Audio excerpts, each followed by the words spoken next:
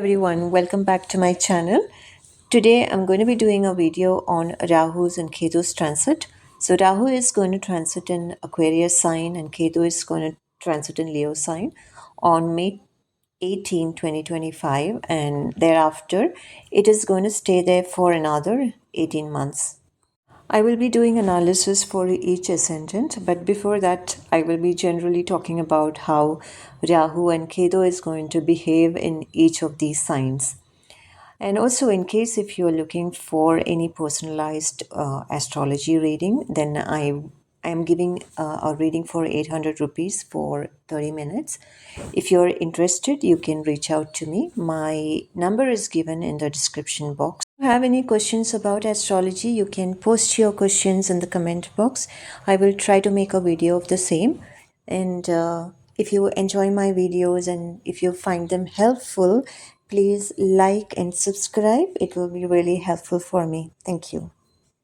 As we all know, Rahu and Ketu both are shadow planet, and Rahu is the head and Ketu is the tail. So if you actually see, Rahu is all about material desires, illusion. It wants more and more success and profits and gains. And no matter how much it achieves, there is always a sense of unfulfilled cravings when it comes to Rahu. So wherever Rahu is placed, you will have this unfulfilled feelings or cravings regarding that area. But when it comes to Ketu, Ketu is more about detachment, it's more about spirituality, and it's also about past life karma. Now, Ketu, wherever it sits, whichever house it sits, it wants to be disconnected from that area. So there is a pull and push towards the house where Rahu and Ketu sits. So it's all about how you balance between the placement of Rahu and Ketu. Now Rahu in Aquarius becomes more, futuristic thinking. It wants to gain more. It wants more social recognition and all of that. So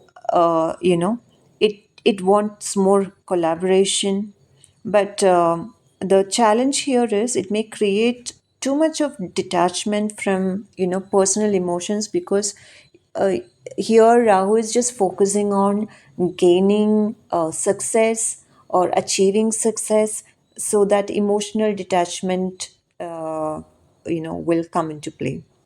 If you look at Ketu's placement in Leo is going to bring exactly the opposite of what Rahu wants. So, if Rahu is after achieving success, Ketu will all about to be withdrawal from personal recognition, personal glory. It doesn't want any recognition from anybody. What it just wants to do is it wants to just go into an introspection mode. For Aries Ascendant, Rahu is transiting the 11th house and Ketu is transiting the 5th house. Now, 11th house is all about social circle, friends, elder brother, profit and gains. And 5th house is all about love, children, education, your skill, your stomach, and any sort of pleasure and innovation, romance. Everything is associated with the 5th house.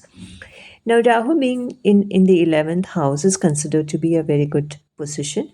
So, when it is transiting the 11th house, you might see unexpected increase in your salary, because, and also profits.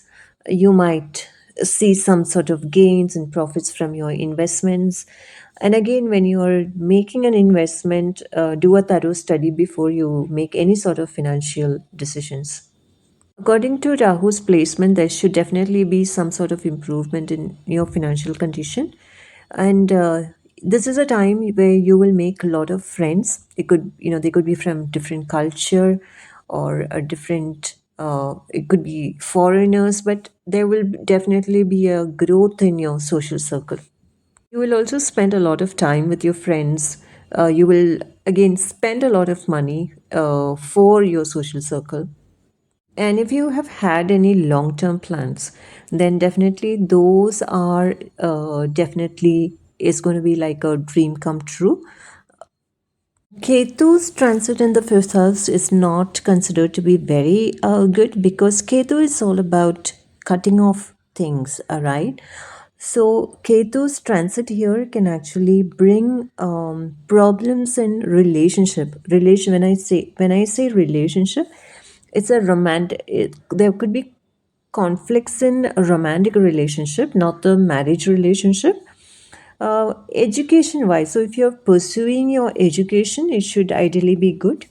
And any sort of creative things like painting and dance, if you're into those things, then you might feel a little bit laid back. You might have to push yourself to complete any sort of projects related to creativity.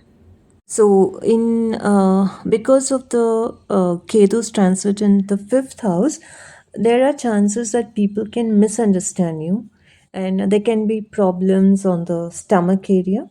And just be careful with the upper and middle part of your back because you can have some sort of issues related to that as well. And try not to get cheated because there are a lot of chances where you can get cheated by your love partner during Ketu's transit in the fifth house. See, overall, if you see, Rahu's transit is generally very good for you in terms of finance and social circle, like friends and all of that. But Ketu's transit is bringing a little bit of trouble, and it's always going to be like that for all the ascendants. If one is good, another one is definitely going to be giving a little bit of a struggle. So this time is definitely very good for learning astrology and tantras and mantras and all of that, because Ketu's transit in fifth house is very good for learning things about spirituality. So this is it about Ketu's and Rahu's transit for Aries ascendant.